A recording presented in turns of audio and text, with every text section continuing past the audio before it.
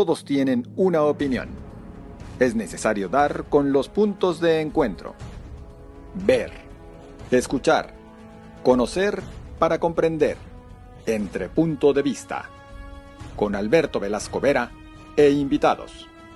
Hola amigos, muy buen día, me da mucho gusto saludarles y saber que están aquí con nosotros acompañándonos un día más en esta entrevista entre puntos de vista con diferentes personajes que de la política, la cultura, el deporte, el entretenimiento y bien, hoy toca dar la bienvenida a un personaje de la política en el estado. Me permito presentarlo y agradecerle que pues, nos tome esta videollamada para poder hacer esta entrevista. Él es actualmente diputado con licencia de federal, desde luego, y es Tonatiuh Bravo Padilla. Fue rector de la Universidad de Guadalajara, usted lo ubica bien. Ya fue regidor también en Guadalajara, ¿verdad, maestro? Le doy la bienvenida. Bienvenido, maestro. ¿Cómo está? Muchas gracias, estimado Alberto. Es un gusto saludarte a ti y a tu gran público. Gracias. Bueno, vamos a iniciar. Diputado, usted que estuvo en esta palestra de la Diputación Federal, donde pues todo llega toda información llega a este lugar. ¿Cómo visualiza usted nuestro país con todo lo que hemos vivido en este nuevo ejercicio, en esta nueva administración de la llamada 4T? Mucho que hablar, mucho que discutir. ¿Cómo encuentran ustedes, cómo vieron el país en este tiempo que usted estuvo como diputado en materia de seguridad? Desde luego que ha sido uno de los puntos importantes y más en este fin de semana pasado que ascendió lo acontecido en Quintana Roo, ¿no? ¿Cómo estamos, diputado? ¿Cómo estamos en México? Bueno, yo lo que tengo de percepción es de que la ciudadanía votó por un cambio, tanto a nivel del Estado como de la Federación.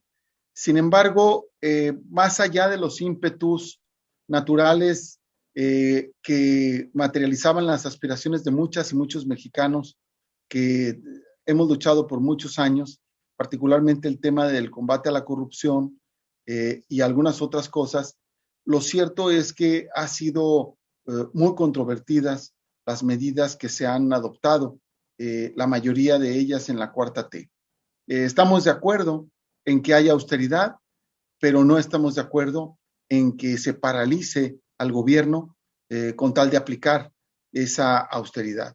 No estamos de acuerdo en que por combatir la corrupción se llegue y se dinamiten programas que sí tienen cabida a efectividad y que sobre todo se constituían en derechos para los portadores de los mismos. Pongo como ejemplo las estancias infantiles. Es cierto, probablemente había corrupción en algunos casos, se debió haber combatido. Sin embargo, se desarticuló a las guarderías como un esfuerzo social que era requerido por las madres de familia. Y darles un cheque a las madres de familia no resuelve los problemas de educación, de nutrición, de atención médica que recibían los menores justamente en estas estancias infantiles.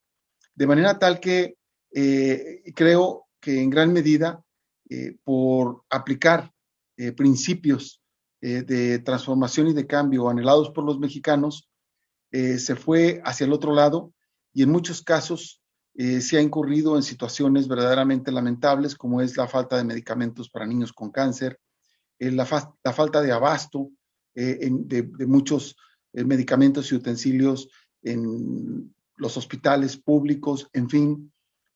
Por ejemplo, se decía el Seguro Popular fue fuente de corrupción y efectivamente a mí me consta que eso ocurrió aquí en Jalisco en sexenios anteriores y que hubo que depurar, pero de ahí a quitar esta mecánica de recursos para los estados, yo creo que debió haberse valorado 2 veces, porque los estados están ahora con la pandemia totalmente urgidos de recursos para hacer frente a los temas de salud. Y así como esto, yo te diría simplemente, las tendencias que me parecen a mí negativas son la centralización excesiva y la descalificación de los demás poderes y el interés, la intención permanente del Ejecutivo Federal de controlar a los demás poderes. de irse contra los organismos constitucionales autónomos y de pretender tener todas las atribuciones de mando. Creo que ahí ha habido pues una falta de equilibrios. Eso es lo que yo te puedo decir de entrada, estimado Alberto. Maestro, tocó el tema de la pandemia. ¿Ha sido adecuada? ¿No ha sido adecuado? ¿Cómo la valora usted el manejo de la pandemia desde la 4T? Bueno, los números están a la vista. Somos el tercer país con el mayor número de muertes en el mundo. El tercero. Y somos el primer lugar, solo después, de Perú. Somos el segundo lugar en tasa de mortalidad.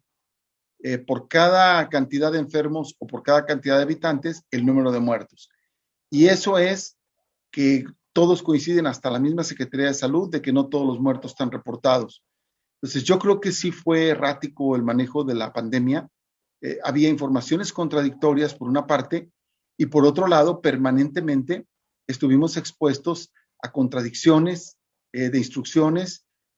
Por ejemplo, el tema del cubrebocas siempre me pareció un absoluto error, no haberlo propiciado desde un principio. Eso multiplicó los contagios y la falta de participación de la gente.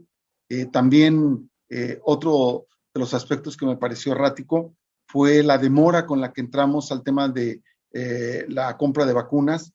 Todo esto lo único que generó pues es que ahorita México sea uno de los países con menor tasa de vacunación, con un porcentaje que todavía nos falta.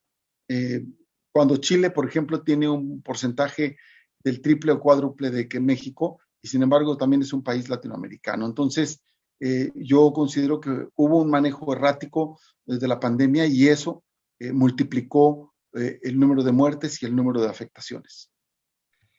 Sin lugar a dudas, la vacunación ha sido otro tema, ¿no? Que ha venido a complicar un poquito la forma o el plan de emergente, que al parecer, bueno, se presumió mucho el plan, pero parece que no hay plan.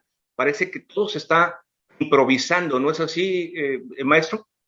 Bueno, yo creo que las cifras también no mienten en esa parte. Tenemos que todos los países han invertido al menos del 1.5 al 2% hacia arriba del PIB en la recuperación económica y en medidas para que la gente que se quedó sin ingreso pueda hacer frente a la situación. Sin embargo, en México somos el país que más bajo índice o porcentaje del PIB utilizó en los programas. No llegamos ni siquiera al 0.5% del PIB de programas a utilizar.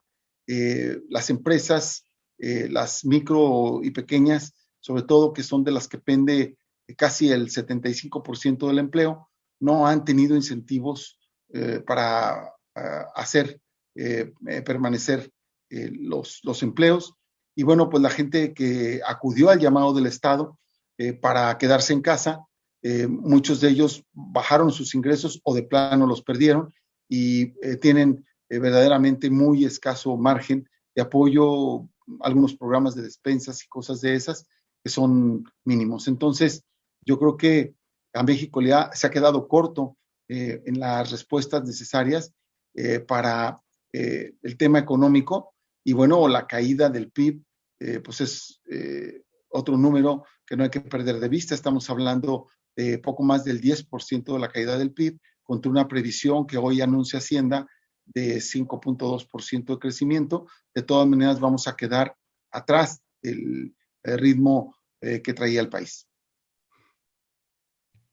Y eso, aunque el presidente pues tenga otros datos, ¿verdad? Como siempre nos suele argumentar. ¿Cómo visualiza usted el papel en el que se desenvolvió la Universidad de Guadalajara, sobre todo en el manejo de la pandemia? Me parece, en lo personal, digo, aquí quien debe de opinar es usted, no yo, pero en lo personal me parece un trabajo muy acertado, ¿no? Por parte de la universidad en cuanto a toda la orientación y toda la información que proporcionó con respecto al manejo de la pandemia, ¿no? Claro, yo creo que fue un manejo muy acertado de conducción tanto del rector como de los rectores de los centros universitarios, del Consejo Universitario y de apoyo, colaboración, entrega de toda la comunidad universitaria. El programa de apoyo en despensa fue un programa de gran alcance, creo que fue muy importante para la población y particularmente en el tema de salud, pues de principio a fin, haber abierto el programa Radar junto con el gobierno del estado para hacer pruebas.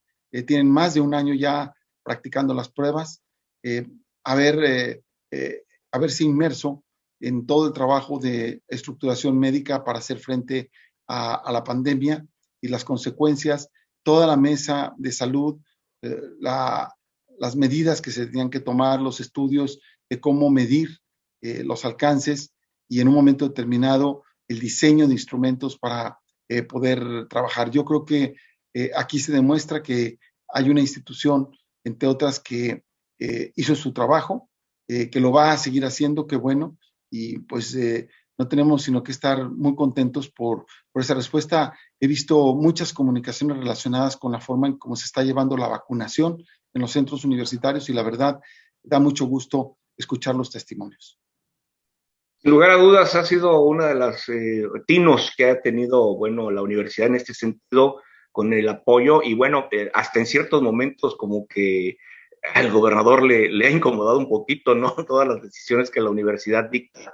Me da impresión que pues hubiese sido mejor manejada la pandemia si realmente las autoridades hubiesen escuchado a nuestra universidad, ¿no lo cree? Sí, yo creo que desde luego hubo muchas medidas desafortunadas que tuvieron que ver con el manejo, por ejemplo, de espectáculos con el fútbol, de apertura o no de cines, de determinadas actividades en las que no privó el protocolo y las medidas que aconsejaba la circunstancia. Y bueno, como en todas hubo sus diferencias, pero también hay que reconocer que en otras hubo coordinación y hubo una actitud de escuchar los planteamientos de la universidad. Y bueno, usted ya regresa de cierta forma pues a Guadalajara a tratar de contender por la alcaldía de Guadalajara y eso, bueno, pues es bien visto por muchos ciudadanos. Ya lo conocieron usted como regidor, cuéntenos un poquito cómo fue su etapa. Sí, bueno, yo fui regidor estamos hablando de el año de 1998. Estamos hablando de la toma de posesión el 1 de enero. Yo fui presidente de la Comisión de Mercados y participé en las comisiones de Hacienda y de Seguridad Pública. Y lo que puedo señalar es que es un gran trabajo el que hay que hacer con la comunidad, de acercamiento, de entrega y de participación con ellos. Y es un trabajo que tiene en expectativa a la ciudad. Yo les digo que en gran parte las razones por las que regreso es que veo que los problemas en Guadalajara siguen siendo los mismos que hace 45 años. Yo desde la época estudiantil participé en el tema del transporte urbano y aunque es una atribución de carácter estatal, afecta a Guadalajara. Hoy con envidia veo que el metro cuesta 5 pesos y sin embargo aquí el transporte cuesta 9.50. En realidad, redondeando, pues, perdón, son 10 pesos. Y yo recuerdo que cuando era estudiante yo tomaba 2 camiones de ida y 2 de regreso. Eso ya significan 40 pesos, que es una tercera parte del ingreso de muchas familias. Entonces, realmente el tema del agua es lacerante. No puede ser que no haya una solución de fondo al tema desde hace tantos años. Y de igual forma, la polución, la contaminación, la falta de tratamiento de las aguas, el tema de desechos sólidos, con muy escaso aprovechamiento de ciudades modernas, la permanente defensa que tenemos que hacer de nuestros recursos. Por ejemplo, me he visto más veces defendiendo el bosque de los Colomos, el bosque de la primavera, la integridad del parque metropolitano, que generando acciones de innovación. Eso nos dice en gran medida contra qué intereses se tiene que luchar.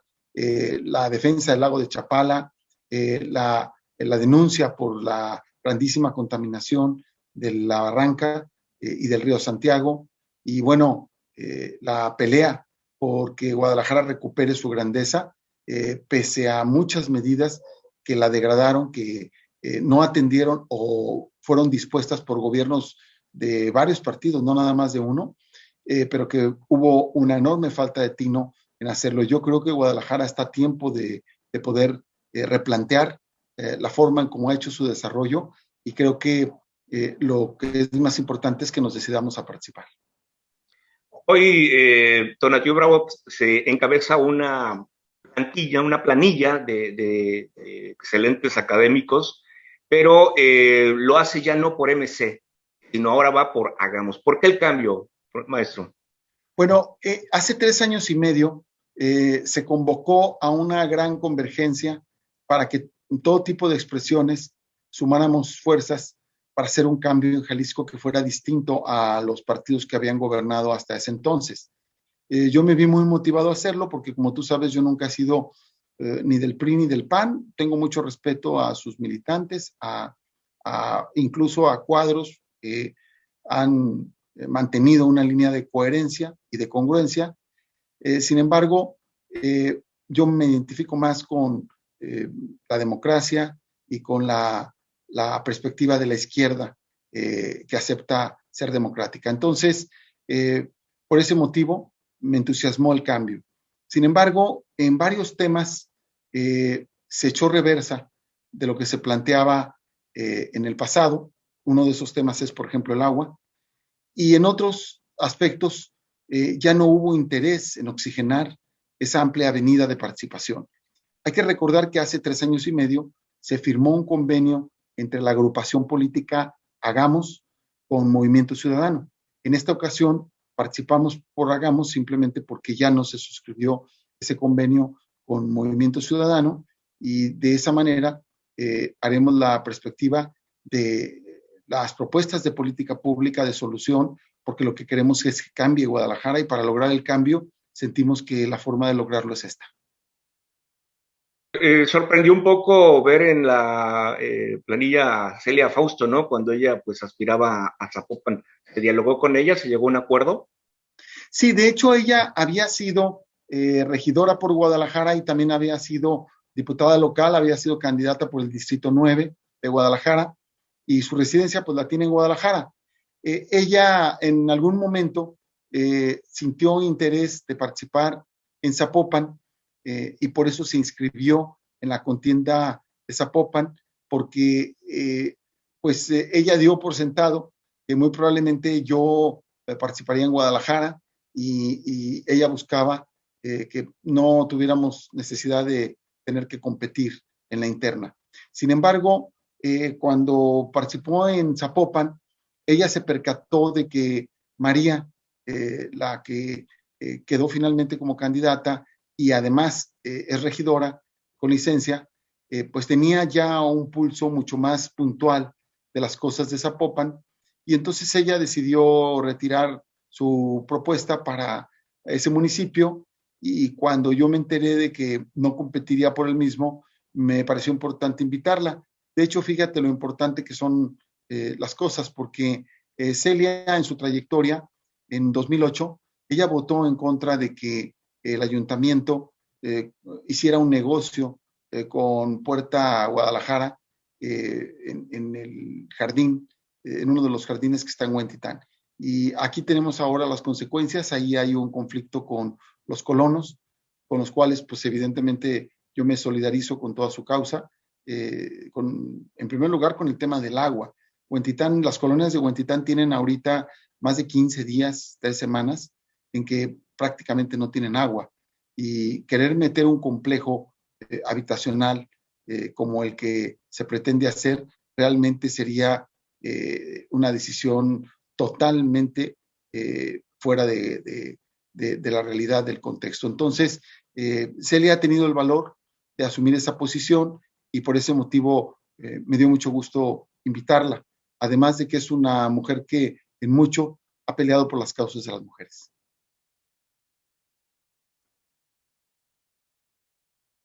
Que no deja de ser un tema pendiente, ¿no? El tema de las mujeres no deja de ser un tema pendiente para todos. Maestro, en cuanto a lo que viene a ser esta planilla de regidores que le acompañan, háblenos un poquito de ellos. Vemos ahí al doctor Héctor Raúl y otros personajes de la misma universidad. ¿Cómo se considera muy optimista para poder lograr pues ahora sí la máxima magistratura de nuestra entidad en Guadalajara? Pues yo estoy optimista de que mucha gente comparta la necesidad del cambio. Y si mucha gente la comparte, pues ocurre lo que a veces en política tradicional o en la vieja política no se tenía previsto. Nosotros sí creemos que vamos a convencer y que estamos convenciendo a muchas y muchos ciudadanos, y nosotros por eso estamos presentando una planilla seria, una planilla competitiva y con capacidades. Si criticamos, por ejemplo, de que el gobierno de Guadalajara ha tenido prácticamente muy poca participación en torno al asunto de la pandemia, todo se lo ha dejado al Estado o a la Federación, bueno, pues ahí tenemos a Héctor Raúl. El doctor Héctor Raúl fue director del Hospital Civil, del Hospital Fray Antonio Alcalde. Él está enfrentando ahorita la pandemia, o sea, él es infectólogo y ha atendido una cantidad espectacular de casos de COVID. Y bueno, nadie con mayor posibilidades de poder coordinar el área de salud para Guadalajara, porque vamos a requerir un plan post-COVID para Guadalajara y vamos a requerir un plan para terminar de salir de la crisis sanitaria. Este gobierno va a tomar posesión en octubre y entonces en octubre todavía no vamos a poder decir que hemos superado el tema de la pandemia.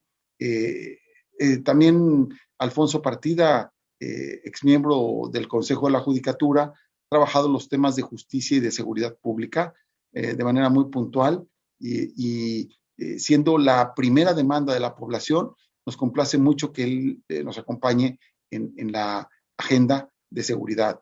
También participan otros más, por ejemplo, nuestro amigo Juan José, le decimos el Chepe, él es atleta paralímpico, ha tenido una carrera excepcional, fue campeón en Panamericanos de nado y de otras disciplinas, y es el ejemplo deportivo, pero también el ejemplo de la inclusión, de que necesitamos recordar que Guadalajara debe ser para todos. El tema que tú comentas de las mujeres, pues está ampliamente representado por María del Rayo Calderón, por otras como Yesenia Berber, que son jóvenes, y Mayra Rivera, que tienen menos de 25 años, y que la verdad, yo te lo digo, nos han comprometido con una agenda de ciudad para la mujer. Es decir, todo lo que tenemos que cambiar en Guadalajara para que realmente las mujeres puedan vivir con dignidad aquí. La doctora Fabiola Figueroa, junto conmigo, los dos publicamos el libro del estudio del agua sobre la presa de Arcediano, y ella también realizó los estudios de presa de Zapotillo, entonces es nuestra experta en agua que va a llevar adelante esta temática. Entonces, pues a mí me da mucho gusto contar con una planilla completa. Francisco, que es egresado de Políticas Públicas de la maestría, es quien nos va a ayudar a la mejora regulatoria y a la eficiencia administrativa del municipio. Y así como este caso, pues te puedo decir que prácticamente todos están en la misma situación. Maestro, finalmente las campañas ya inician el domingo, cambia el horario de verano, estamos a horario ya de verano, inicia el nuevo horario y pues hay que estar atentos. ¿Dónde inicia su campaña? Vamos a iniciar exactamente en la plaza, a un costado del Palacio Municipal, frente a Catedral, en la plaza que yo conocí como la Plaza de los Laureles y que ahora le dicen Plaza Guadalajara. En esa plaza vamos a arrancar. Es una plaza que quiero mucho porque muchas luchas ahí las hemos llevado, y pues con ese corazón en la mano, en el mero corazón de Guadalajara, vamos a arrancar la campaña. Mucho éxito, le deseamos mucho éxito en esta contienda, que pues es breve, 2 meses apenas para ello, y hay que acortar tiempos y hay que pues acortar todo. Y lo que no hay que acortar es la sana distancia, ¿verdad? Así es, haremos el seguimiento de todo el protocolo sanitario que nos está recomendando el Instituto Electoral y de Participación Ciudadana de Jalisco, y por supuesto la gente debe estar cierta de que nuestra campaña será propositiva. No nos interesa la confrontación con nadie, se van a confrontar otros, creo que se van a confrontar quienes reciben el apoyo de los gobiernos, uno del federal y otro del local, pero nosotros queremos representar a la ciudadanía y simple y llanamente queremos representar la solución a múltiples problemas. Así que muchas gracias, estimado Alberto, es un gusto siempre saludarte y estar con tu gran auditorio. Gracias, gracias maestro Tonatiuh Bravo, un placer saludarlo nuevamente y desearle todo el éxito. Yo lo espero en la próxima entrevista entre puntos de vista. Que tengan una excelente semana. Hasta entonces.